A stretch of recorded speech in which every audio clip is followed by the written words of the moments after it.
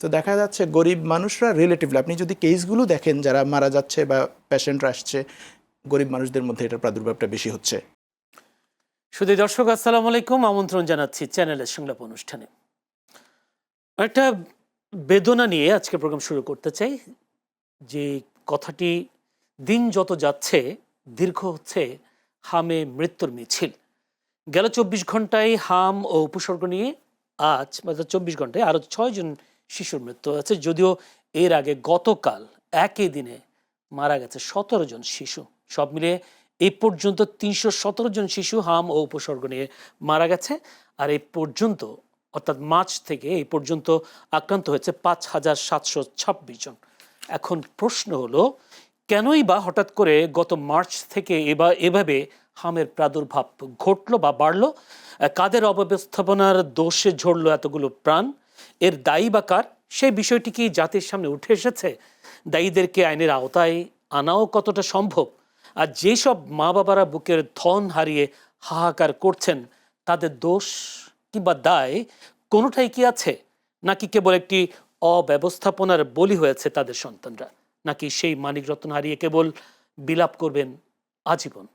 দর্শক, তাই আজকে আমরা আলোচনার বিষয় নির্ধারণ করেছি ৩০০ ছাড়ালো হামে মৃত্যু, দায় টাকার, সেই প্রশ্নগুলো নিয়ে আমরা আলোচনা করব সমসাময়িক বিষয় নিয়েও আলোচনা করবার জন্য আমাদের সাথে স্টুডিওতে উপস্থিত আছেন ডক্টর রিজওয়ানা করিম স্নিগ্ধা, অধ্যাপক, জাহাঙ্গীরনগর বিশ্ববিদ্যালয়। ডক্টর রিজওয়ানা, আপনাকে অসংখ্য ধন্যবাদ সময় দেওয়ার জন্য। আমার ডানে আছেন ডক্টর শিব্বির আহমেদ, উন্নয়ন অর্থনীতিবিদ এবং রাজনৈতিক বিশ্লেষক, সহকারী অধ্যাপক, অর্থনীতি বিভাগ, নর্থ সাউথ বিশ্ববিদ্যালয়।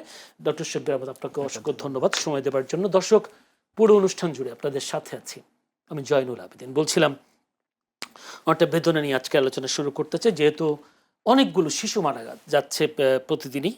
যেটা বলছিলাম যে ৩১৭ জন শিশু পর্যন্ত মারা গেছে, যাদের গেছে কেবল তারাই বুঝতে পারেন তারা কি হারিয়েছেন। একটু যেতে চাই প্রথমে রিজওয়ানা করিম স্নিগ্ধার কাছে। রিজওয়ানা করিম স্নিগ্ধা, এই যে ৩১৭ জন শিশু হাম ও উপসর্গ নিয়ে মারা গেছে, এর দায়টা আসলে কাকে দেবেন?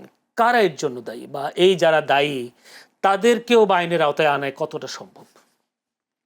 আপনাকে এবং আমার সহ-আলোচক শিব্বির আহমেদকে অনেক শুভেচ্ছা। প্রথম কথা হচ্ছে কি, আমি এমন একটা রাষ্ট্রের নাগরিক, যেই রাষ্ট্রে আমার মনে হয় যে জনসংখ্যা তো বেশি দেখে, যে রাষ্ট্রে সবচেয়ে দ্রব্যমূল্যের দাম থাকে অনেক বেশি আর মানুষের জীবনের মূল্য থাকে সবচেয়ে কম।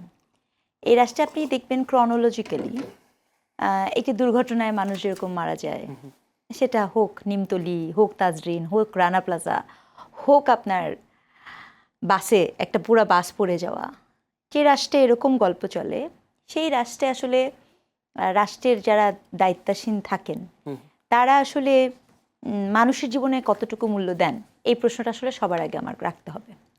আপনি যে হামের কথাটি বলছেন, দেখেন এটি আনডাউটলি এখানে মারা যাচ্ছে কিন্তু শিশু, এবং ৩০০-র উপরে শিশু। ২০২৬-এ এসে হামের মতো একটি রোগের টিকার অভাবে, শুধুমাত্র সময় মতো টিকা না পাওয়ার প্রেক্ষিতে এই দায়টা আমি কিন্তু সর্বপ্রথম যাকে দিতে চাই সেটি হচ্ছে আমাদের স্বাস্থ্য মন্ত্রণালয়কে, শিশু অধিকার রক্ষা যে মন্ত্রণালয় আছে তাদের নিশ্চপতাকে।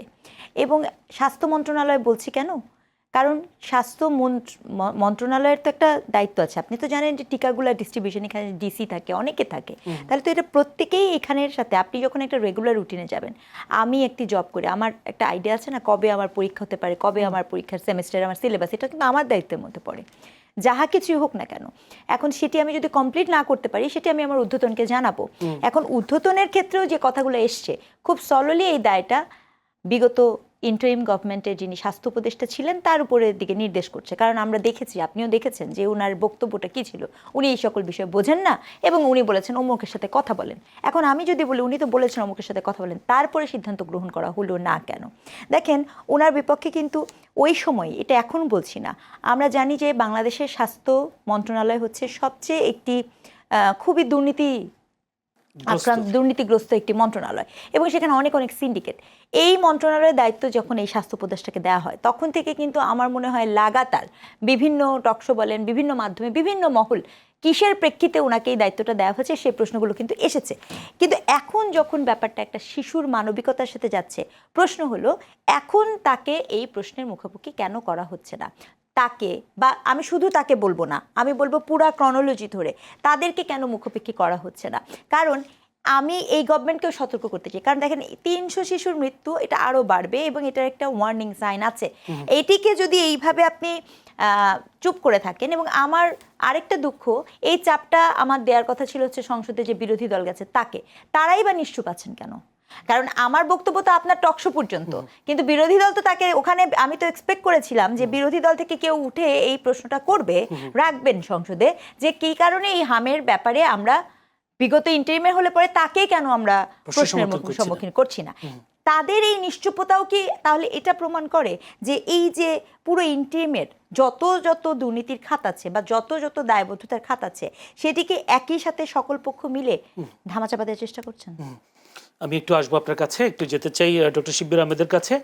এই প্রশ্নের সূত্র ধরেই আমি আপনাকে, শিব্বির আহমেদ, আপনাকে প্রশ্নটা করতে চাই। যেহেতু হামে মৃত্যুর সংখ্যা দিন দিন বাড়ছে, যেহেতু সংসদে একটা শক্তিশালী বিরোধী দল আছে, সেই বিরোধী দল যদি বলি জামায়াত, এনসিপি, তারা কেন এই বিষয়ে কথা বলছে না? সে অনেকের পারসেপশন তৈরি গেছে অন্তর্বর্তী সরকারের সুযোগ সুবিধা তারা ভোগ করেছে, অন্তর্বর্তী সরকারের উপর দায়ী এসেছে বলে জামায়াত, এনসিপি কোনো ধরনের কথা বলছে না। যেখানে স্নিগ্ধা ফৌটি একই কথা বলছেন, বিরোধী দলের পক্ষ থেকে কোনো ধরনের কার্যকর কোনো বক্তব্য আসছে না কেন? Thank you. আমার সহরচককেও ধন্যবাদ এবং দর্শকদেরকে আপনাকেও ধন্যবাদ। হামের আলোচনায় আসলে দেখেন 300 জনের বেশি শিশু মারা গেল এ পর্যন্ত। এটা একটা যুদ্ধ অবস্থার মতো সিচুয়েশন, যে একটা যুদ্ধেও এত কম সময়ে এত শিশুরা মারা যায় না অনেক দেশে। তো এটা মানে একটা গ্রেভ কনসার্ন আমাদের জন্য। আমি মনে করি সরকারের উচিত মানে সব কিছুর উপরে একটা টপ প্রায়োরিটি দেওয়া নিঃসন্দেহে। হামের ব্যাপারটা যেটা হয়, যে হামের যে আউটব্রেকগুলো হয় সাধারণত এগুলো মানে ফ্রিকুয়েন্টলি হয় না, একটা সার্টেন পিরিয়ড পরে পরে হয়। এবং এইটার পেছনে যে কারণগুলো থাকে, যে এটা যদি একটা series of like long time cumulative একটা গ্যাপ থাকে কাভারেজের ক্ষেত্রে, এবং অপুষ্টিজনিত ইমিউন সিস্টেম দুর্বল হয়, তখন এই আউটব্রেকগুলো দেখা দেয়। এবছর শুধু বাংলাদেশে না, নানান দেশে এই আউটব্রেকটা হয়েছে। ইভেন খোদ ইউএসএতে গত বছর এবং গত বছর প্রায় 2288টা কেস কনফার্ম কেস পেয়েছে। এবছর পর্যন্ত এপ্রিল পর্যন্ত 1814টা কেস সিডিসি রিপোর্ট অনুযায়ী ইউএসএতে। এর বাইরে আপনি পাকিস্তান এবং আফ্রিকান অনেকগুলো দেশে এই আউটব্রেকটা হয়েছে বাংলাদেশের মতো। তো এটা একটা গ্লোবাল ফেনোমেনা এখন বলা যায়, যে এই আউটব্রেকটা হচ্ছে। বাংলাদেশের ক্ষেত্রে যেটা হয়েছে, গত 5-7 বছর ধরে আমাদের কাভারেজ গ্যাপ আছে, এবং ইন্টারিম গভর্নমেন্টের ক্ষেত্রেও সেটা হয়েছে, যে নতুন করে হামের টিকা নিয়ে আসা হয় নাই, হামের টিকার কারো ডোজ কমপ্লিট করা হয় নাই, এবং শহর এবং গ্রামের মধ্যে অসমতা দেখা দিয়েছে। যেহেতু আমার রিসোর্স শর্টেজ ছিল, সো যা প্রায়োরিটি কাদেরকে দিই আমরা? একটু ধনী মানুষরা, গরিব মানুষরা প্রায়োরিটিতে কম থাকে বা পেছনে থাকে, বা কেউ হয়তো প্রাইভেটলি ওন করতে করতে পারে, অ্যাভেল করতে পারে, ওনারা পারে না। তো দেখা যাচ্ছে গরিব মানুষরা রিলেটিভলি, আপনি যদি কেসগুলো দেখেন যারা মারা যাচ্ছে বা পেশেন্টরা আসছে, গরিব মানুষদের মধ্যে এটার প্রাদুর্ভাবটা বেশি হচ্ছে, আউটব্রেকটা বেশি হচ্ছে। তার মানে বোঝা গেল এইটা একটা লং টার্ম, গত 5-7 বছর ধরেই আমাদের এই কাভারেজ গ্যাপটা ছিল। অ্যাট দ্য সেম টাইম আমাদের অপুষ্টি তো আছেই গরিব মানুষদের আমাদের। কেন বলছেন ডক্টর শিব্বির আহমেদ? এটা যেগুলো মারা যাচ্ছে বেশিরভাগই হচ্ছে 6 মাসের নিচে না। এই কাভারেজ গ্যাপটা, যে কাভারেজ, হাম হচ্ছে একটা সংক্রামক রোগ। হাম যখন হয়, হামের হার্ড ইমিউনিটি তৈরি হতে হলে 90 to 95% যদি আমি টিকার কাভারেজ না আনি, তাহলে হার্ড ইমিউনিটি হবে না। আমি ধরেন 50-60%ও দিই, তাহলে বাকিদের মধ্যে এটা সংক্রামক হতে থাকবে। তো এটার হার্ড ইমিউনিটি তৈরি হওয়ার জন্য যেই পরিমাণ কাভারেজ আমার দরকার ছিল, সেই পরিমাণ কাভারেজ হয় নাই, এবং এটার একটা কিউমুলেটিভ গ্যাপ তৈরি হয়েছে, যেটা এখন আউটব্রাস্ট হলো আর কি। এবং অপুষ্টির যেটা আমাদের মায়েদের এবং শিশুদের, মানে প্রেগনেন্সির সময় মায়েদের এবং শিশুদের যে অপুষ্টি, এটা বাংলাদেশে ধরেন 20 to 25% শিশুর হচ্ছে স্টান্টেড, মানে এই অপুষ্টিতে ভুগতেছে। অপুষ্টির কারণে তাদের ইমিউন সিস্টেম দুর্বল হচ্ছে, এবং এইটা রিলেটিভলি গরিব মানুষদের মধ্যে বেশি। তার মানে হচ্ছে আমাদের এই গত 5-7 বছরের যে অর্থনৈতিক ক্রাইসিস, দ্রব্যমূল্যের ঊর্ধ্বগতি, এগুলোর ফলে যে আমার অপুষ্টির তৈরি হলো মা এবং শিশুদের মধ্যে, সেটার কারণে আমার ইমিউন সিস্টেম দুর্বল হয়েছে। অ্যাট দ্য সেম টাইম আমার এই যে কাভারেজ গ্যাপটা হচ্ছে, কাভারেজ গ্যাপের কারণে হার্ড ইমিউনিটি তৈরি হয় না, এটা সংক্রামক এই আউটব্রেকটা হয়েছে। তাহলে আমি এইভাবে বলবো, অন্তর্বর্তী সরকারের দায় কি কেবল অন্তর্বর্তী সরকারের দায় না, অন্য এর আগে সরকারও দায় আছে? শুধু এই 6 মাস বা 18 মাসের গ্যাপ হলে এই আউটব্রেক হতো না। জনস্বাস্থ্য এক্সপার্টরা বলেন এটা একটা কিউমুলেটিভ, লং কিউমুলেটিভ গ্যাপ তৈরি হলে এই ধরনের আউটব্রেকটা হয়।